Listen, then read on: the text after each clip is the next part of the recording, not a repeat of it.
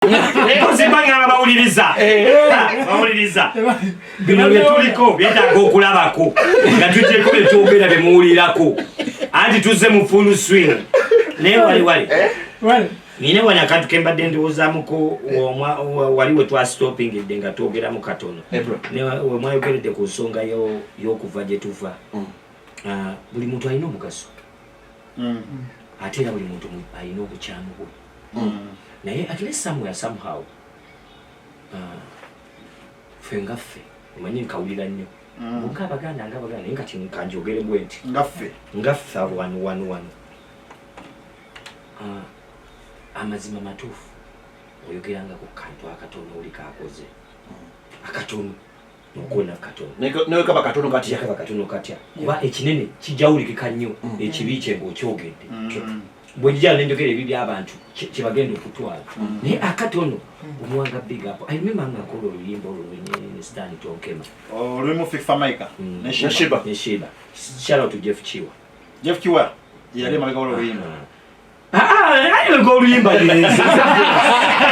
nengenda kutwala mukanyoko okutegeera amazima oyagala mpe big up abantu bone tukulaba bagamba okutwalika tumanyi tuvuge ekigamba kita shout out tekitegeeza gwe nnyini byo shout out obulicognize oba omulicognize lwaki nno nkirese bwe ntyo si kuba mabega waalo nnyini lwoyise bwe yabeera alina museera idea yani Kabako idea ey'oluyimba idea munnange omuntu awamu ne ssente abana idea ani alina mu ssente ku mwenna sebo oluyimba lwakolebwa Kabako fanda for real ssente zaali zizo big up to Gayo Manyi bayita Musia Musia kyova Gayo leero buli muntu muwemu credit everywhere wakuyambidde where it deserves bw'oba olaba nga teyakuyamba ayita omubabika nnyo waadi naye bw'oba olaba nga ono bwakubye akayimba kano nina bye nzijukidde nava okushootinga vidiyo emmotoka yange neesika nga tuli ku lusozi ne Shiba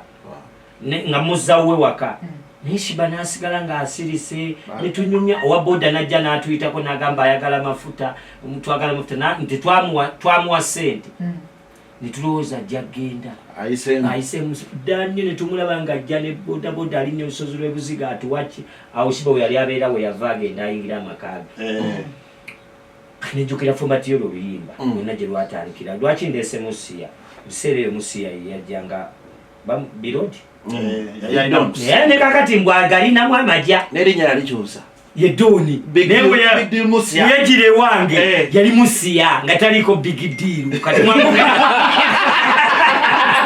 kati deal namba abanayi basajja shout out to big deal kati wetwatugeza Musia mwana oyo najja nampe $1,010,000 Musia akuwa $1,010,000 anti ngenda kwogera mazima goyagala nampe $1,010,000 nteke mukaki mu luyimba olwo omugambi byogerawe byagwawo Kabako wali omugambi wakati wange ne someone wali omugambi idea eno ngenda kujja omusajja bwagamba yajja agamba n'alumba mu kibiina mu nagamba naye njagala manejinga kasajja ako nga ndaba ke kalimu ebbugu mu ssente nziraba mweziri kati nga omanyi bakiyita vaawo mpitewo n'akaseera nga takasobola kasajja eno bwe kasala dumula naye ayagala akamanejinga ate Jeff akakala nayagala akasigaze amaanyi ge yasobola yasooka nampa $15,000 manya 10 zasooka waliwo ebyalitagenda bulungi wakati wa ttiimu nenyinga solo ne gunsalwako nenzirayo ew'omufanda y'omu VAT revenue yankuba iso bamuyita omwawule yali abulamu kakola naye which is okay muleke naye ayayawule wainafunira wali wazibu awala mwagala afunire wazibu nnyo kati loni atidde ono tyagala mazima kati musajja nampa mbandi awo okumpa ssente ezo Jeff neje nagamba nina akayimba nkaguza nangamba kati waawo awo nga birimu ebisente waliwo yawulira ebya ssente black skin naduka agenda ku mudala gwe ye nakanya n'awandiika nengedde nnyo nga tuli mu team no sleep nga twakaita nakubira ku black skin yo ng'agenda mu Swangiza Avenue nga nina akayimba kemusaba n'akanyima olw'okuba agenda mu kikoosi ne mga paati tutuneerinda kati paati nejja nga taliyo nga tanajja wagwana gwali namu dede bwe bawadde 10 ninkula akayimba ku black skin. Big up to black skin. By Stand the way, on Kema. by the way, there are few artists who do versatile music. So you get Alright, it is okay. Which is another effect. There are few artists who are versatile. Nze niba buli style. Okay. Naye ekisinga okunyumira mpulira nnyo omuntu nga awandiika ebintu nebikwatagana nampaka kayimba Stand Tonkema. Ani tukaitamu ne Jefawo ne mugamba nanga oyagala lapaki. Nemugani waliwo akayayi nene akayayi nga tikannakuba luyimba nenga akayayi kanyambalira kekali kambaza ne yesterday kambaza bashiba mu video bagita nsekula busekuzi ne fefe boss big up to fake filmmaker abana bono be muna ba fake filmmaker abasa bwemba serabide fake filmmaker bwemba serabide bwaba yina akayimba kamu yakata amaze kutasitani toke kubanze na mwane idea ne mugamba katinga luno bakafuluma bwe bati gwolina ne chance abantu bakumanyire wano gwolina chance kyonna kyoto okuva kati kijja kukola obo yayuyuza obo kolodde bukolozi the audience is bakwita bata egaludde is ready for you kuba manyi lwaki oluyimba lwambale ffe tulowooza mbu when two stars are doing a song it will become viral. No, they already stars. Put something different. Wow. Leta mgo batamanyi. Leta mwawo omuntu ntu. Bino nange nayiga birige. Shout out to Moze Radio yaleta abayimbi bangi nnyo. Basobola okujjana ku radio ne batayogera mazima. Naye nze nabangayo mu studio n'amaloboozi mwegali mu nnyimba zaabwe nga ngateekamu agange. Ng'oli omusajja ayagala ekintu kifuuka ekintu. Azenga oguntu addeyo nga muntu. Otegedde ekintu. Kitegedde. Nenkola olimba leta Stand Tonkema. Nena nga lwakafuluma nga twakaluta bweruti. I called the guy bamuyita Wembule mo. Yali manager we. Owa fake. Yes. Ne mugamba kati mukole ekisoboka. Mute kuba kati ffe bemwali nnyeko ffe banyini gawumeme. Masanyalaze ogudde mu waya zonna. Kaseera keeko yasaaba ekikaka wempe n'omuliro. Atudde Kaluma. Yagwa na Kaluma. Yagwa ku ddaamu zonna nga zeekoonaganye. Kaluma mujagaali. Wali oguddeko mu bawumeme nga bannyuse. Balina bakuŋŋaanidde. Mr. Abba akutumidde. Omanyi Mr. Abba akwagala nnyo. Aliwo wabampoza ka message nakalabye dda yadangambye nkutumire. Amina nnyo nsanyuse nnyo okulaba ku taata. Mwami Abe Mukibi ne Dr. Kukibaati naye angambye oyo Muzeeyi Abe Mukibi nga onogamba yankangamu naye era ne Muzeeyi tonkanga. Mumanyi kanga. Naye Muzeeyi naye wamwesooka. Namwesooka dda. Akange ba message gwe takusobola. Bizibu nnyo bino betuliko. Ne Dr. Kukibaati ne Musudani bakutumidde. Ntumidde nnyo timu Kibaati machingi eyo nayo tumirako mikwano gyange awo abaana bato bannato boss. Katolala abaana abo bonna abato.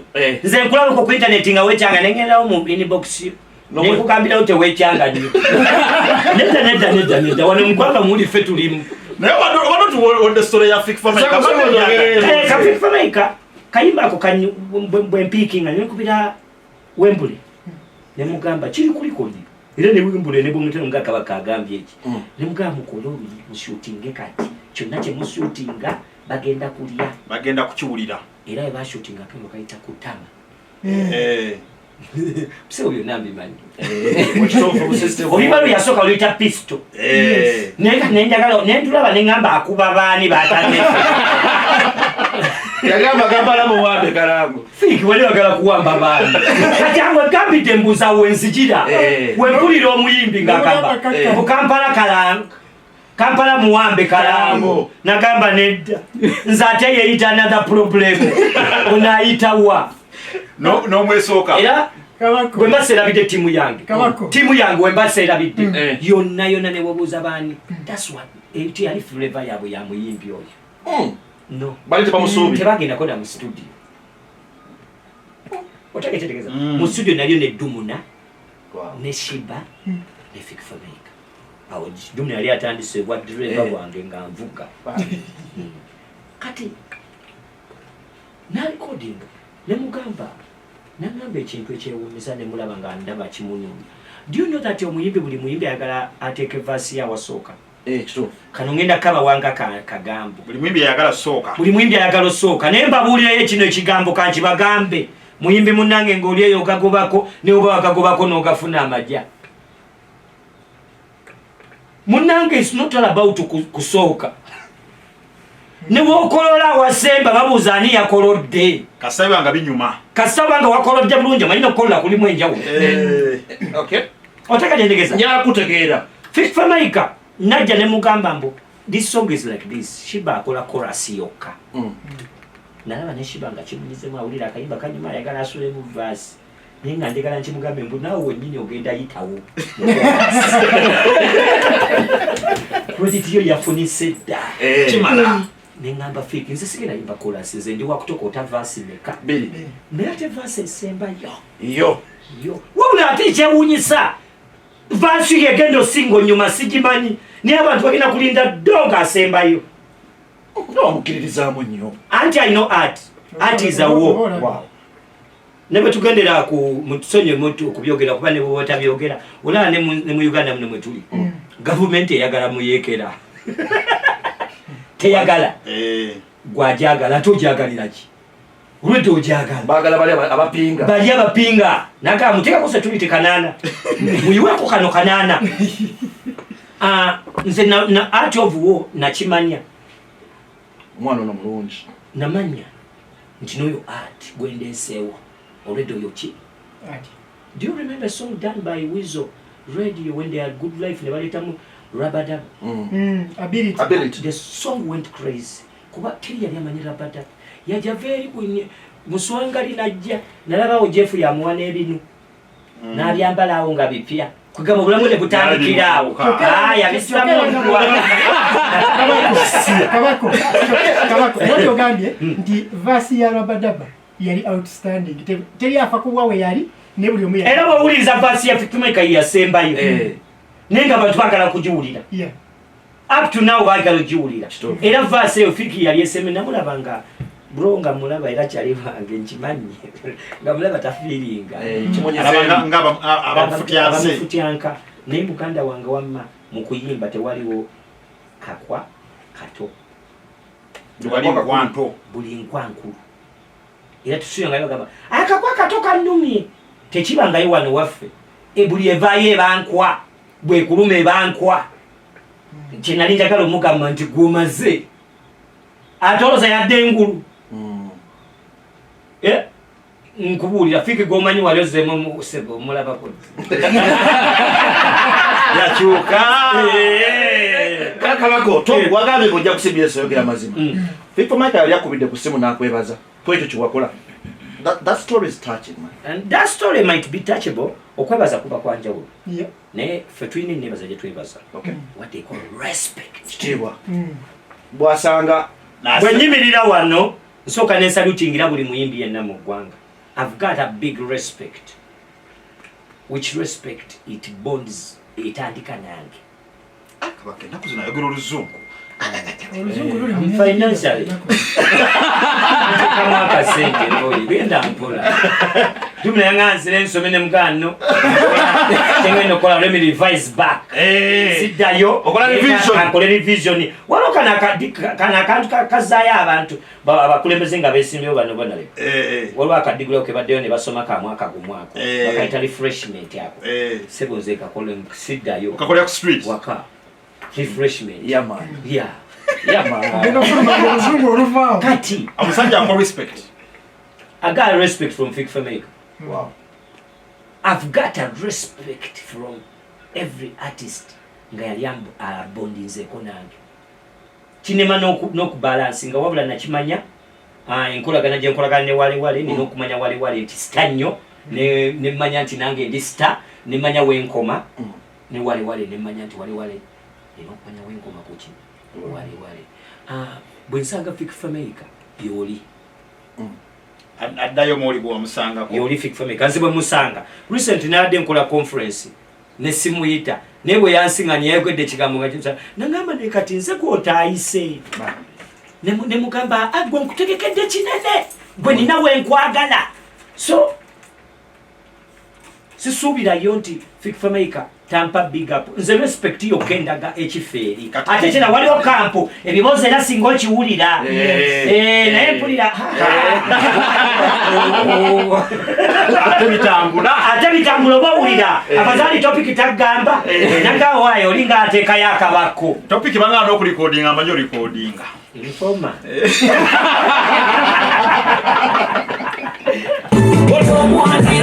tetuli ku mazima mwandese ku mazima ate temwagala mazima bwe njogera nti no nawunga kino nga mugamba oli enamba emu wange 2-3-4-5-6-7-8 mbaliraako naawe paka gye tukuwoyera tobaze waje mukoyera era tobaze talitaawo 3-4-3-8 naawe balabalamuko kakadde era tobaze Kano mudakiika zino zetulina wano waliyo yawuliriza yali agadde okumanya tickets zitundibwawa era bw'aba yagadde ogifuna akola tickets for the time Alebads musobola okukozesa enamba eno wammanga 07776-32-38-00 0776 323 800 kandide mu Luganda 0 noti 776 323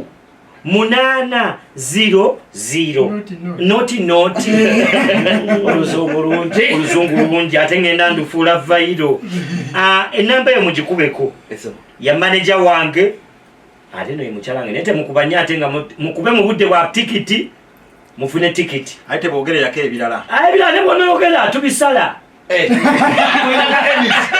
tubisala twabirongosa kyokala emyaka 10 nemekango dako halo anye yabadayogera ebyo twabitereza gaga boy tuli mu New Testament obufumbo bwe tuli mu mbozi mpya new generation basa wala tiketi ekiro kyonna gula tiketi okuva ku macha paka ku macha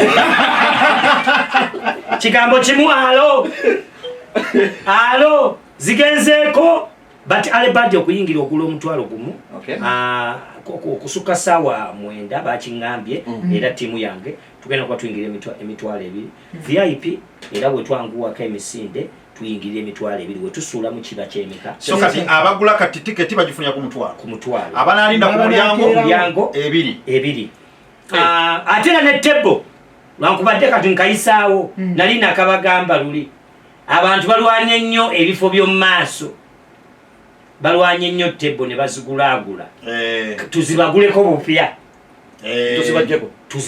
bupya kyentegeeza tukeere mangu tugule netebo mwabaddemu anti Alebads nga ya miliyoni 1 ne wabawo abasuubula obusuubuzi simu kuzigula nga bagenda zidamba bazitunde kati ate nze nabagambye ekyo kikyamu let's do this yagaliza omulala naye akole ki anyumirwe the earlier the better I've got 5 only tables ezisigaddewo dasha fire kunyumirwa bunyumirwa mukeereko security tight kino nkyawo nkibongerezaako by Uganda Police naye era balagambe era kambaddemu bano lindako nkumanyi gyolaga mbaddamu bakama bangu manyi bali bakama bangu nombadde obadde obanguyisa bali babosi bange ate bwe tucapa bwe tuwewagira baganda bange kano nkabasaba abapoliisi balindeko bagenda ku bakama bange abato abalala poliisi ate we nabomba gamba nja kubagambira ddala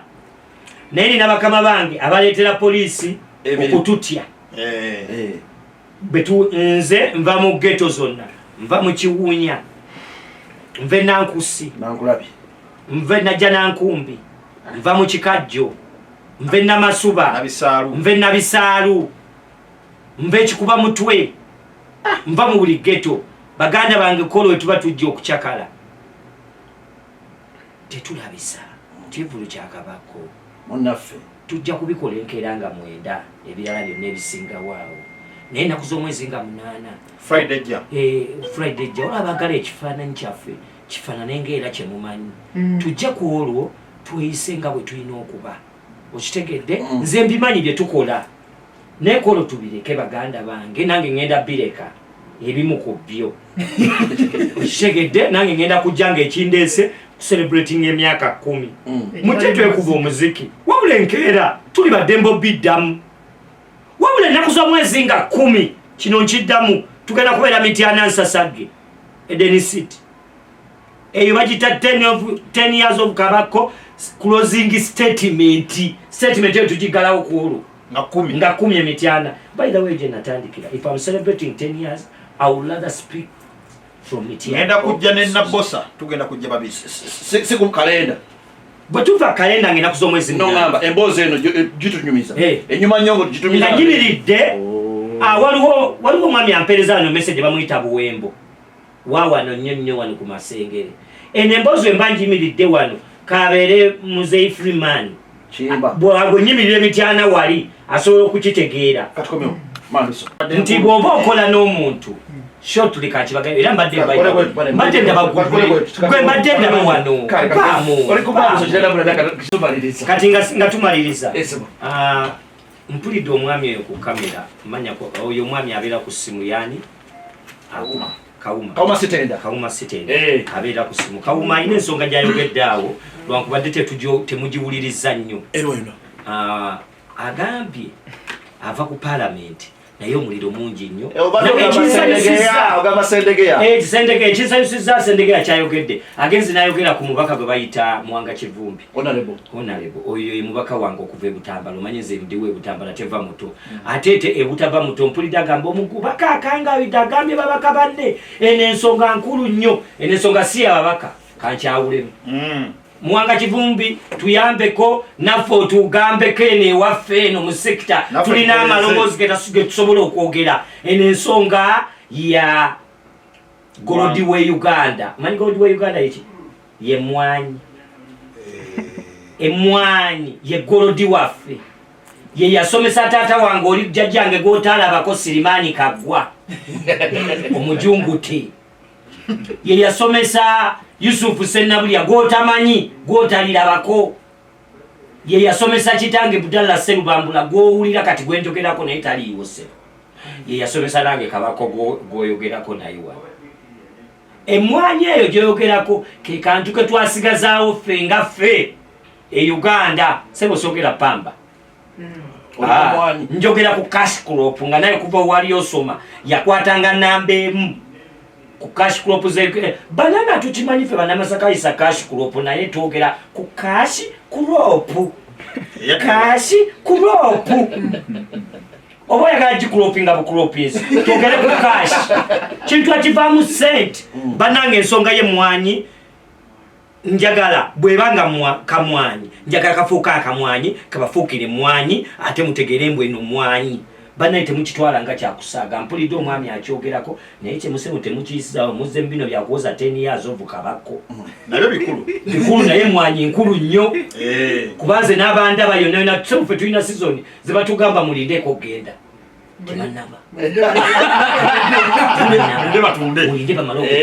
Wamma baboosi bange betukolera omanyi ffenna tuwano abaginoga nze naawe ne Roni nani kabe Muzeyi Abe Mukiibi kabaani kabeere Mwanga Kivumbi tulina baboosi baffe kabe president tulina baboosi baffe. Baboosi baffe bawulira kati kwebali tebaagala kuwulira ekyo bulaba musango gukyasinze wano mu Uganda. Towulirayo ng'agamba gundi bali mu mukuba. Omera kiba mukuba tayogera ku nsonga zaabwe. Buli wotayogera ku nsonga z'abantu emiggo tukukuba si bakuba nange mboomu kubakuba. Tumaliriza ennaku z'omwezi nga 8 nkuwula bana Uganda mwenna will be celebrating my 10 years of Kabako ku kalenda. mbakuwula mwenna baganda bange abandabako abaali bampulidde kabannegerako obulengezi abampulira wabula ng'ennaku z'omwezi 10 nkiddamu egenda kuba public holiday. It's a public holiday. 10th November. Waliwo omusajja gwe njagala otumireko. 10th November. Bamuyita Honorable Geoffrey Rutaya. Oyo weka kutu. Mutumireko. Oyo nno. Lwaki toŋŋambye? Nentumirako ne ku Kyagulanyi. Sooka tumire Geoffrey Rutaya osebye Robert Kyagulanyi. Ntumirako omubaka gwe bayita Geoffrey Rutaya. Nentumirako omwami omubaka gwe bayitako Nabosa. Nentumira omubaka w'ebyana amuyita Francis Zaake zivuge. Nensembyayo ng'ateka nsembyayo. Nina kalo kasembyayo. Nsembyayo President wange Bobi Wine. Ate ne mwana ensembyayo bosi wange ekyebbeeyi kyange mama baby mama aya mama talishi mama shasha my manager my mwani driver wange kabivuga wama baby we bali kuzaala kati gavuge dumuna gavuge baby gavuge nensembyayo dumuna naye mukyala wange dumuna yebe nensembyayo manager wange era nga ye dumuna ngeze wala ofisi zona genda maaso ngende wala kale nensembyayo anfumbire emmere ng'era ye dumuna ate driver era nensembyayo dereva wange ng'era ye dumuna mwagala nsi